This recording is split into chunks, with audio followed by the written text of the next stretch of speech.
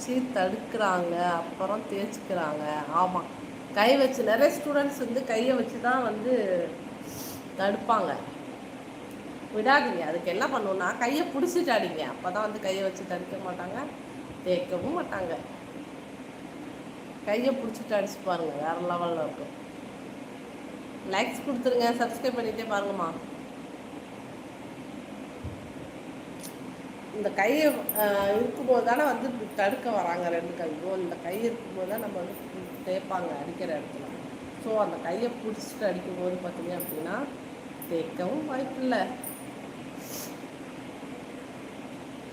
நீங்கள் போர்டு மேலே கையை வைக்க சொல்லலாமா அப்படின்னா அது கையை வைக்க சொல்லலாம். ஆனால் அந்த பிள்ளைங்க கையை வச்சுருப்பாங்களா? வைக்க மாட்டாங்க. டக்குன்னு அடி தாங்க முடியாமல் என்ன பண்ணுவாங்க, உடனே தேய்க்க ஆரம்பிச்சிருவாங்க. ஸோ நீங்கள் ஒரு கையை பிடிச்சிட்டிங்க அப்படின்னா அவங்க வந்து என்ன பண்ணுவாங்க, அடி வாங்கி தான் ஆகணும்.